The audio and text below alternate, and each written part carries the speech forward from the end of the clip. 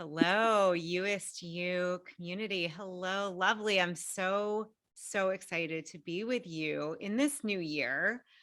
We are actually recording it right before the new year, but by this time you're listening, we are in 2023. Yay!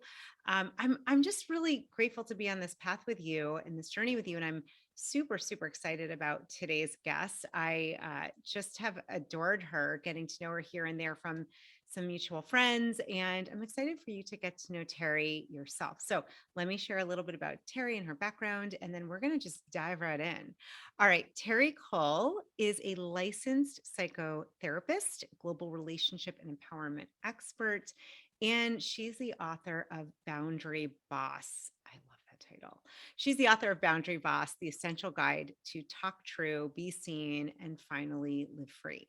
For over 2 decades, Terri has worked with a very diverse group of clients that includes everyone from stay-at-home moms to celebrities and Fortune 500 CEOs.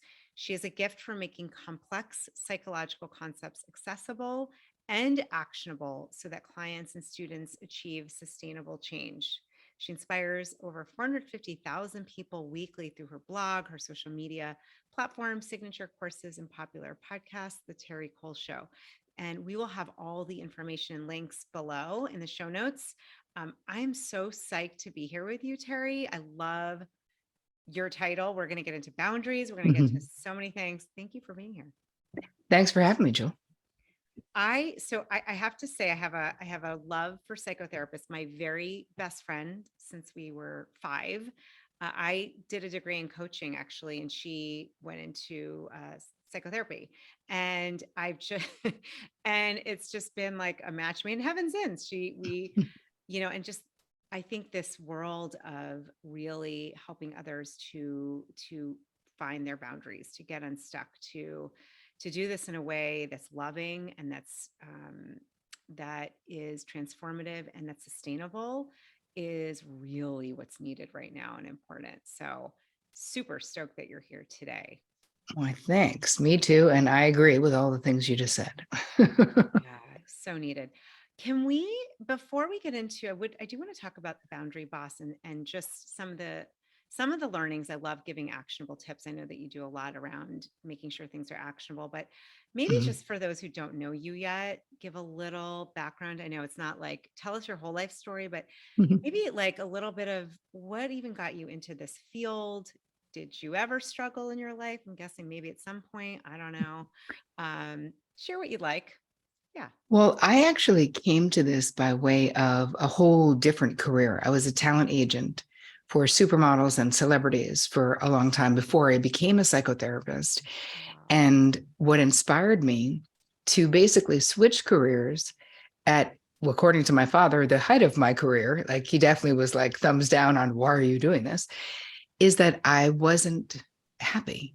Like I was seeking a feeling, as Danielle Laporte would say, and I know you just had her similarly in September Yeah. was on your show, you know, is doing this going to make me feel the way I want to feel? Well, I didn't know about the desire map back then.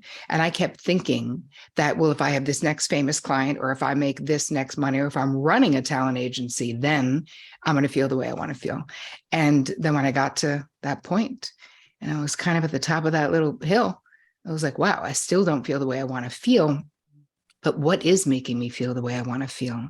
And it was all of my own work and transformation that I had done in being in therapy myself. So I started therapy when I was 19. I stopped drinking when I was 21. And those things really like changed the trajectory of my life because I couldn't believe how just knowing myself could change my life. Like rather than, it's almost like prior to having a lot of therapy and becoming a therapist, it's like my experience of the world was like I was this little boat and like my life was like this big storm or tsunami, let's say. And I realized through the therapeutic process that actually, if I healed what needed to be healed, and if I learned different techniques and tools and ability to communicate and draw boundaries and all those things, the truth is I am the storm and my life is the boat. Mm. And I can, I'm the one who should be directing what's happening rather than reacting. So how I ended up writing a book on boundaries is that I was a boundary disaster. Because what do they say? You teach what you most need to learn. And ain't that the truth?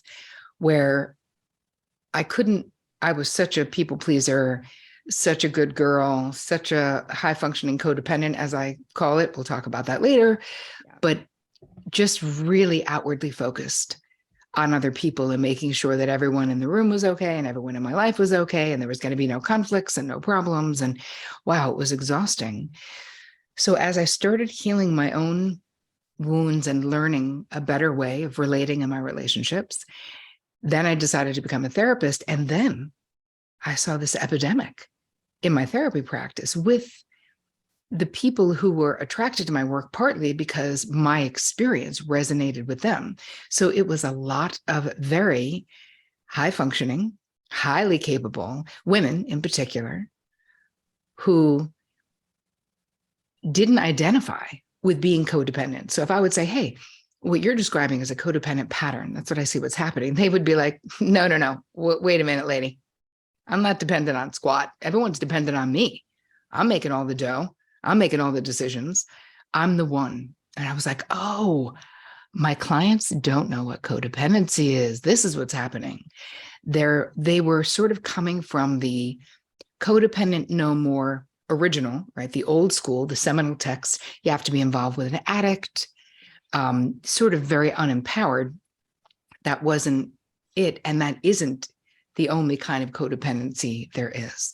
And at the base of codependency is disordered boundaries, disordered emotional boundaries. Because when you think about codependency, and this was something that I really, really, really suffered with, just thinking I was just an auto fixer in life for literally all the people. You didn't even have to be an important person to me. I was a non-discriminating fixer of, it could be like my mailman. I write about it in the book, literally. Like it could be like my hair colorist. It could be anybody, where if there was a need or if someone was in distress, it was so incredibly distressing to me that I would drop everything and be like, okay, this can be fixed. This can be done. I can help. I have ideas. I know people. I've made phone calls. I have a book. Whatever the thing is. So let's talk a little bit about, actually, maybe we should talk about boundaries first and then get into codependency. It's up to you, Jewel. Yeah. Well, I know I'm not alone. I don't know every single human being listening. I know this draws a really amazing community of, I know, empaths and sensitive, other codependent. I'm guaranteeing you, because I'm listening and like, oh yeah, we're gonna go there, because I relate. So relate. I was like, yep, done that with the male person. I get it. It's like this instinctive thing. I also want to just say, so interesting how you pivoted in your career and realizing this chasing these feelings that were just almost like they evaporated. They weren't there. They weren't possible. And so, yeah, let's start with boundaries. I'm excited because these are topics. Good Lord. I mean, I don't know who doesn't need some help with this. And I really want to hear the other aspect of codependency when we get to that. Yes. Well, having done a lot of Melody Beattie, codependent no more reading, I'm like, bring on more ways of looking at this, because I think everyone can relate. So yeah, let's start with boundaries. Okay. So let's just establish my definition of boundaries. It's basically, I want you to think about it as your own personal rules of engagement. Your boundaries are how you let other people know what's okay with you and what's not okay with you. So your boundaries, according to me, are made up of your preferences, your desires, your limits, and your deal breakers, right? The non-negotiables in your relationship, in your life, your career, whatever they may be. So it's not just knowing them, which a lot of people don't even know them. It's knowing them and then having the ability to transparently, accurately, and readily communicate them that we must do if we want to become masterful around our boundaries. And the real question, Jewel, is why is it so friggin' hard? Yeah, really. Why? Why don't we know? Well, don't feel bad.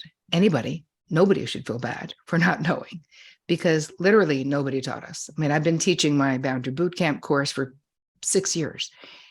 people in 200 countries. And not once has someone said, oh yeah, I learned about boundaries from my parents. They encouraged me to do it. No, that's not what it is, because most of us were raised to be good girls, right? To be, turn that frown around. If you don't have anything nice to say, don't say anything at all. When you think about what we were indoctrinated into, it was a belief that the highest value you had, to a degree, was being nice and being perceived as being nice. Most of us, I like to say, even though it's sad, but it's true, were raised and praised for being self-abandoning codependents. Right? The more self-sacrificing, the better. And if you assert yourself, if you assert your needs, if you want to have a conversation, if you don't like what someone else is doing or their tone of voice or what they're demanding of you, you look at all the things that we hear. You're hysterical, you're dramatic, you're a bitch, you're ridiculous. And so there's so many reasons why we are not fluent in the language of boundaries. And it's not about blaming anyone. Listen, patriarchy is there, our parents are there, everyone is there. There's all these reasons that sort of coalesce to create a situation where what we know how to do is please others. What we think we're doing, it's this illusion of control. But what we're really doing is self-abandoning because we don't want conflict. We're self-abandoning because we don't want anyone to be mad at us. We're self-abandoning because it's what we think being loving is. So we've established what boundaries are. So how do you know where you need boundaries, right? This is usually the next question people ask, like, okay, so I theoretically understand what you're saying, but how do I know? So the first thing I'll have people do is a resentment inventory. This will tell you where a need is going unmet, a boundary is being crossed, or a boundary needs to be established, because a lot of times we're only thinking about our preferences. We are not asserting to the other person, hey, do me a favor, stop leaving the wet towel on the wood floors, or whatever, right? Like whatever the thing is, we're just making a mental note of like, ugh, what's wrong with that person? Or why are they like that? Or it's like we have this massive file cabinet of, reasons why Bob's an idiot or reasons why Betty is entitled. But that takes up a lot of bandwidth to be holding those resentments. Sometimes we're ruminating about those resentments because it's not just like we have a resentment and it goes away. A resentment lingers, and it is such a bandwidth sucker. You might wake up at 3 a.m. and be like, you know what? I really wish I'd said something to Bob in accounting. I don't know why I didn't. He's always making comments about what I have on. It makes me uncomfortable. Why don't I just say something to him? Like, what is wrong with me? We could go through that, or the rumination might be, who raised him? He's such a pig. Like, what's the deal with him? All of it is just a monumental waste of your time and your beautiful energy. Where when you learn to establish healthy boundaries and make a simple boundary request, you stop carrying around all of that heavy weight of resentment, because your side of the street is clean. But this is where the high functioning codependency comes in, because we're really unclear a lot of times as to what is our side of the street, meaning what is our responsibility in life, emotionally, actually, physically. So I want to, if we can switch gears a little, we're really not switching gears, trust me, it's the same gear, but and move a little bit into high functioning codependency as a concept, why I created that concept, and then we'll go from there and I'll answer whatever questions. So codependency, right, is being overly invested in the feeling states, the outcomes, the circumstances, the situations of the people in our lives to the detriment of our own internal peace or our financial, spiritual, emotional, physical well-being. That's according to me. So how do you know if this is you? And let's move it. Well, first we'll go into high functioning codependency. As I said before, my clients were like, if I'd be like, oh, hey, that's a codependent relational pattern, they'd be like, no, lady, it's not. Trust me. I'm the one. Not knowing, thinking, having some idea in their mind that to be codependent, you have to be enabling an alcoholic, or you have to be like weak and at home and like crying over not being able to, whatever. That's was never my style of codependency. And I was an incredible codependent in my 20s for sure. And that wasn't my client's style. So here's the thing. We have things that we're doing that painful.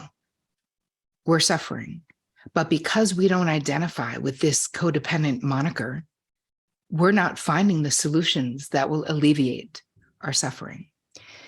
So then I started looking at how is this demographic that I have, these very highly capable, high functioning people, what is the unique way that they relate? And it is their high functioning capabilities that sets them apart, and that set me apart too.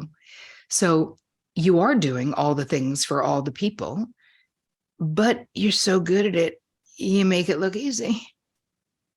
So nobody's like, gee, I hope Julie's okay. They're like, she's always friggin' okay. I'm not worried about Terri.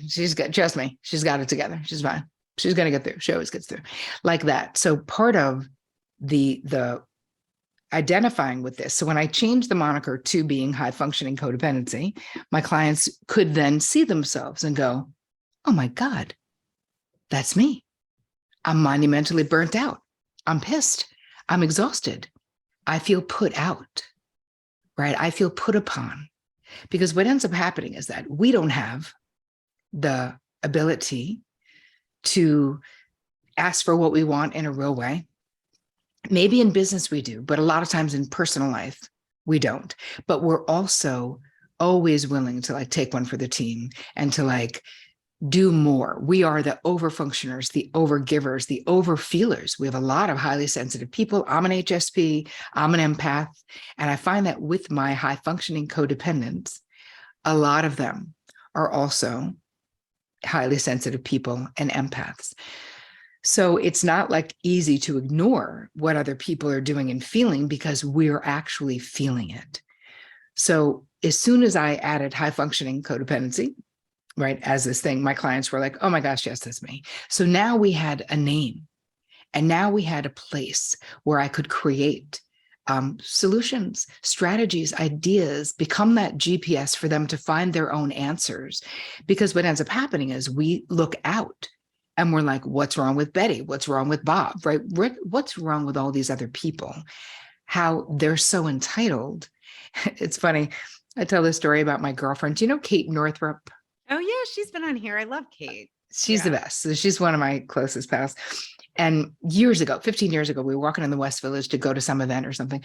And she's talking about this person she'd already done a lot for, and they now asked her to do something else. And the whole walk, and she reminded me of this when I was interviewing it. I didn't even remember it at all.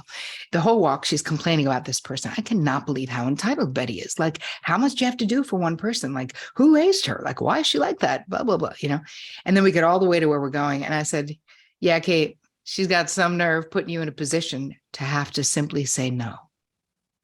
Mm-hmm. And she was like, dude, that was a teeny bit mean, but so true.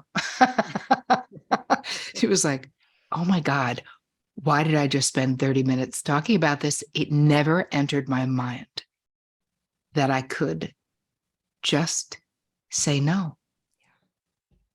I just can't do it, or it's just not my thing, or whatever. And how habituated our behavior of over delivering for others is, being the golden child, being the one that people are like, you can always count on her. She's going to come through. But we are literally abandoning ourselves and our truth in the process, because high functioning codependency, it's really, and any codependency for that matter, is a covert or an overt bid to control other people's outcomes. We don't want that best friend marrying that friggin' idiot. We don't want our partner being fired, even though they're an alcoholic. So we lie and say that they're sick and not hungover when the boss calls the house. I mean, if this were 1978 and the boss, we're going to call the house. Anyway, you get the point of the, can you imagine? People now are like, wait, you had phones on Right. the wall and you picked it up even when you didn't even know who it was? I was like, yeah, I know that's hard to believe, millennials, but it's true. Anyway. No caller ID, no nothing. Nope. Right. Just pick it up. I love it. Oh, wow. Wow. First of all, I'm like, do you sell buttons that say I'm proud to be like, hi, my name is Julie. I'm a high functioning codependent. I'm like, I've been in other rooms like that where you say your name and I'm like, oh, I certainly identify here. And I think, goodness, you're pulling out some of the key, like how to know if you are one. And I was like, oh my gosh, all of those. I mean, I have to say, I think the thing you said about being highly sensitive, being an empath, I know that in this community, it draws a lot of people like us.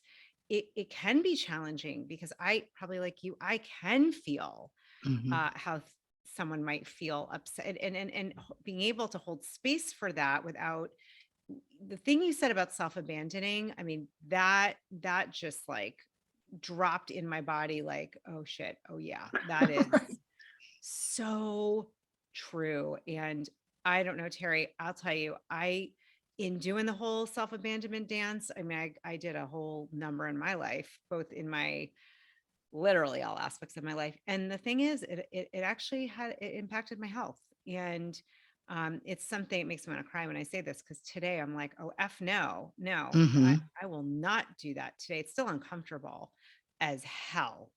Yep. But I want to talk about this, like the strategies, the ways, because I am guessing, I really bet you almost everybody listening is like, oh shit, like Mhm. I qualify and like, do you have buttons? I think we should all wear them. Well, the truth is, my next book is on high functioning codependency Oh, because it's not the same no, as lower functioning codependency. It's no. different because our capabilities put us at such risk of burnout, Yeah. and the self abandonment is so painful, and we end up angry and bitter, which we don't want to. So part of if you're like, I wonder if this is me. I also want to share, I'll share a quick story about where was my pivot point Mm, for learning about my own high functioning codependency, which I just called codependency at the time. But I have three older sisters. I grew up as the youngest, but I was really like the designated oldest child and the hero child in an alcoholic system, blah, blah. So that explains sort of this why the high functioning piece was so ingrained. And one of my sisters this was decades ago, was in a really rough place in her life. She was in an abusive relationship, like living literally in a house in the woods with an abusive person without running water. Like, I'm not kidding. It was so bad. She was an active alcoholic. He was doing drugs. It was all not good. And it was dominating my life. I could not let it go. I felt like being a good sister meant I needed to find the solution. She needed to get the F away from this idiot. She needed to get into recovery. She needed to do all these things. So I remember saying to my therapist, I was crying and crying and crying. And I was like, what am I going to do? Nothing's working. What am I going to do? And she was like, Terri, let me ask you something. What makes you think you know what lessons your sister needs to learn in this life and how she needs to learn them? And I was like, wow. hey, my friend, I'm so grateful to be here with you in this USU community and podcast. And I just am pausing for a minute because I wanted to share, in case you didn't know this and you wanted some further support for this new year to help you map out and plan your goals, your dreams, your bigger vision, to get clear on that, and then to really have accountability and support and coaching, how to take action, how to really live out those goals in this year to come. I would love to help you if you are looking for some extra support. I've just opened up, I have 3 spots available for 3 new clients and would love to support you if that's of interest. If so, connect with me further, we can chat about what it would look like to work together. Just go to juliereisler.com/chat. Again, juliereisler.com/chat. We'll make sure to put the notes below. But again, would love, love, love to support you, my friend. If there's any way that I can be here to be of service and help you in creating and designing your best year yet. All right, back to the show. I said, well, I don't think she needs to learn them with a crackhead in the woods with no running water who's abusive. And she was like, I was like, can we agree to that at least? And she was like, no, I'm not God. I have no idea what bottom your sister needs to reach or what she needs to learn. But you are all over her side of the street. You've got to come back to your side of the street. And I was like, well, what do I do? And she's like, draw a boundary. It is too painful for you as an empath to talk to your sister about this abusive relationship. She's sort of toxically dumping on you, and you're allowing her to.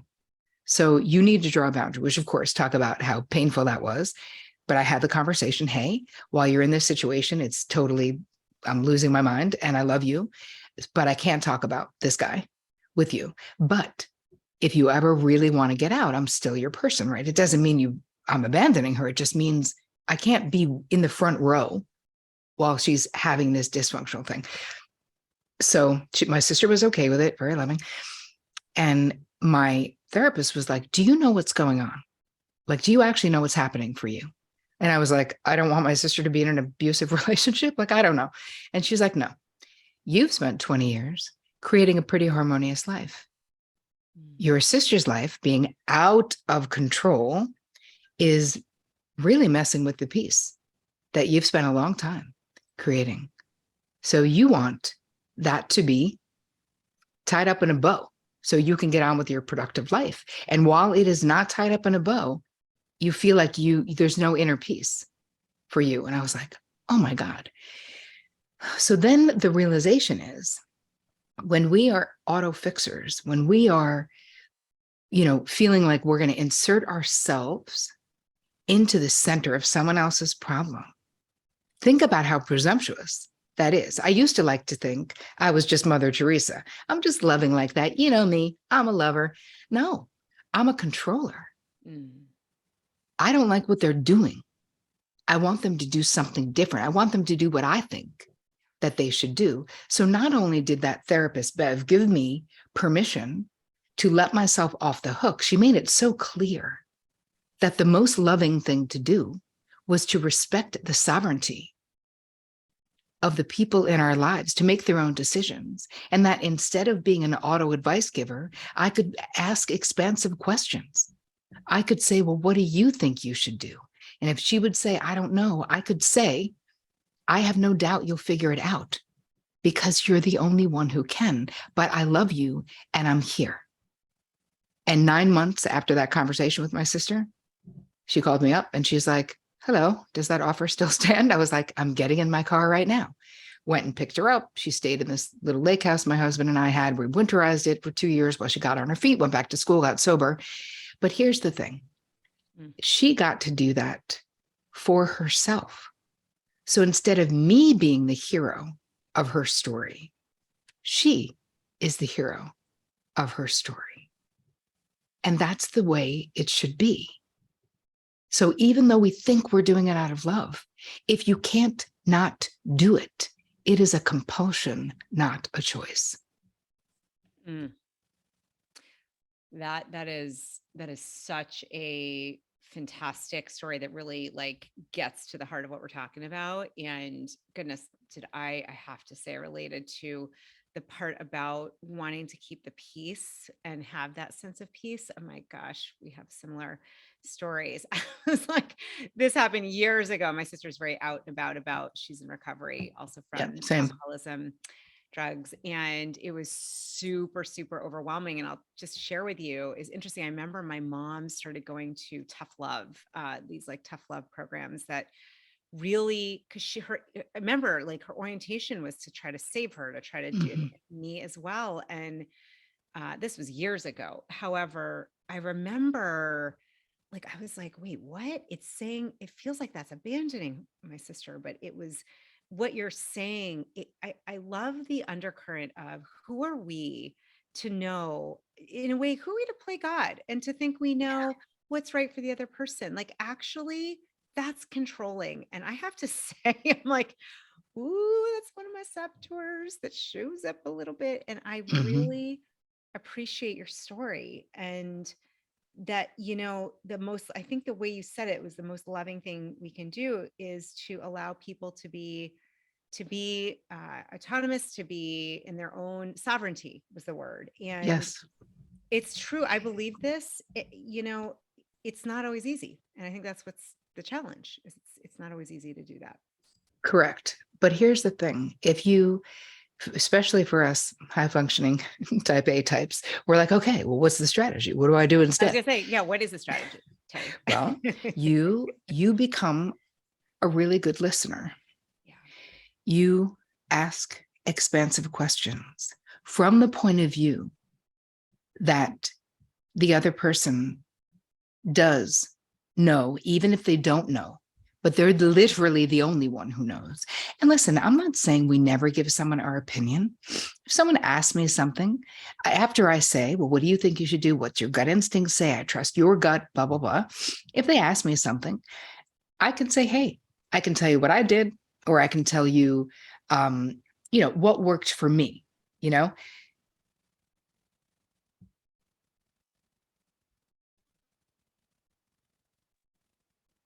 Not knowing if what worked for me is going to work for you. But when you are an auto fixer, an auto advice giver, an auto accommodator, and these are all topics that are going to be in the high functioning codependency book, Love it.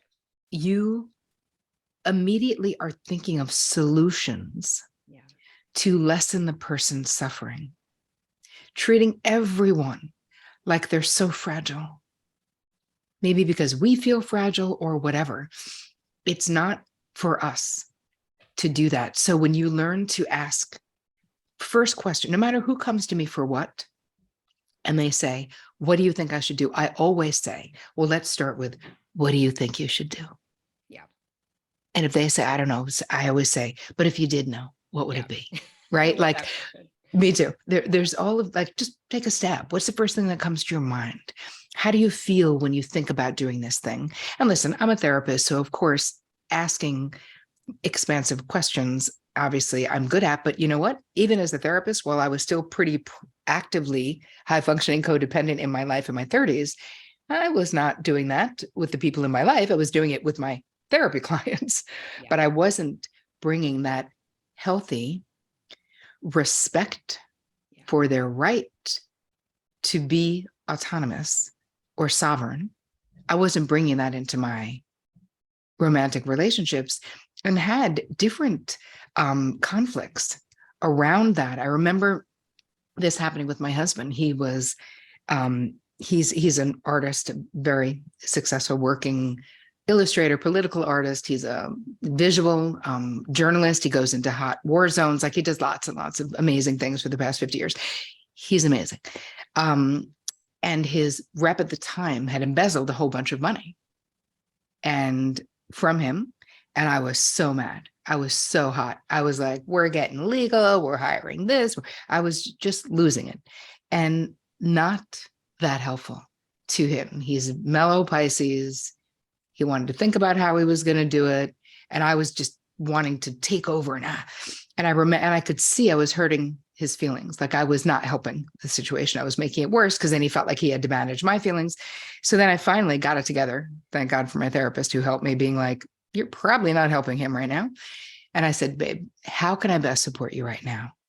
And he was like, you can have faith that I'm going to get this done and allow me to do it my way. And I was like, done. And he did get it done and got every dime back and did it his way. And it was his situation to do. But I really learned that, again, it was like my ego, my protection of him, my feeling like he wasn't handling it right. That same thing, like, who died and made me God of his career that was booming long before he met me. Like, trust me, he does not need me managing his career. He was way successful before I even met him. So, there's something about, we think we're doing it from love, but really so much of the time we're doing it fueled by fear and ego and a desire to control. Mm. Really, really powerfully said. I have this theory as you're speaking. You mentioned, even though you weren't the oldest child, that you were kind of put in that position. And as someone who was the oldest and was sort of like in that role a lot, I have a feeling that those that either showed up as the firstborn or are, there is something about that, control and in charge of everything. And I'm listening to you and I'm like, oh, this is so fascinating. I've never thought of it in this way, especially as like the high functioning codependent, because I don't relate as much to the codependency. I mean, I've done a shit ton of work and I don't relate necessarily to the way it's defined in other areas. However, as you're speaking about it, where I see this come up a lot too, Terri, and I'm thinking for all those who are parents, like with my kids, I love what you're saying about the questions. I think that's one of the reasons. It's the same thing with teaching and doing what I need to learn. Like you said, going back and becoming a psychotherapist. When I did my degree in coaching, like that's what you do, is ask questions. And honestly, Mhm. that is, to me, what you said, so powerful. It's something I've seen myself teeter with my kids at times, even how to let them become who they are and not want to Mhm. like Micromanage. micromanage. Yeah, there's something though about this. I think letting go of that need to have the peace and control and just really getting like, who the heck are we anyhow to Mhm. know what's right. So I love what you're sharing here. And I think, in terms of strategies, I'm really hearing, because like you said, becoming a great listener and asking really deep questions like what you did with your husband and realizing he has a way of solving that is not your way. And it worked just as fine. Yeah. And here's the thing, even if it didn't, Right. right? It's not that it was okay because it worked. It was okay because it's his friggin' right. Yeah. It was his career, his relationship with her, not mine. And even though we shared money, it's like it wasn't about the money, right? I was all driven by my ego and by, she's got some nerve. And interestingly, when I did ask him, I was like, babe, why this such a light touch with her? Because she'd been his rep for 18 years, kind of was like a sister. And he was like, Terri, I could never kick her when she's down. Mm. Like it was not like a mastermind, right? It was like her thing fell apart. Her bookkeeper died. She's got a drinking, like there was all these things. And he was like, it's just not my way. Even though what she did was wrong, Yeah. I could never kick her when she's down because it's just not me. She reminds me so much of my mother. And I was like, oh, this all makes so much sense. And isn't it amazing what you learn about the people that you love when you stop bossing them the F around and start actually listening to how they feel, asking the questions, and having the courage to let the chips fall where they may, which means starting to learn to tolerate being uncomfortable. You know what's not going to kill you? Being uncomfortable. Mm. You know who's not fragile at all? You. And neither are your relationships. But the way that we compulsively feel driven to have all these balls in the air and taking on more and over giving and over delivering, there's something that, listen, what I always say, if you can't not do it, it is a compulsion Mm. and not a mindful choice. So why meditation and mindfulness practices are such a part of what I became a meditation teacher 15 years ago.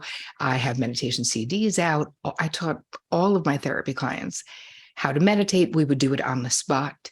In my office, I would record them. They would take it with them because I knew in my own experience that having a dedicated daily practice created about 2 to 3 seconds of additional response time. And that's just enough Mm. to decide not to boss someone around. It's just enough to pause and not fill a pregnant pause, because maybe that pregnant pause in a conversation is pregnant with possibility, right? Maybe you slowing down is going to allow that person to open up, and you'll start to really know the people in your life. I learned this a bunch of years ago about my mind is very fast, thinking, going. My husband does not process the world that way.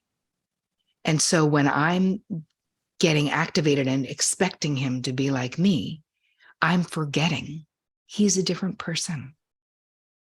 And he doesn't judge me for the millions of ways I'm not like him, right? And so slowing down is such an important part of this process when you are in HFC. Mm. Terri, this is so juicy. This is like, I'm like, there's a new term today, this HFC, the high functioning codependent. I'm like, where have you been my whole life? This really, really resonates. And part of me is like, can we talk later offline? Because I relate to so much of what you're saying. And even having done a lot of work, and I know I'm not alone. And I know this is such important work. I'm so grateful that you did decide to go back and get into psychotherapy in this world of boundaries and codependency, and doing your own inner stuff to help so many people. I mean, I know you're helping, thousands and millions. And Mhm. I I have to say that last piece you said about creating that pause, it can be, for me at least, was one of the most challenging things in the beginning, Mhm.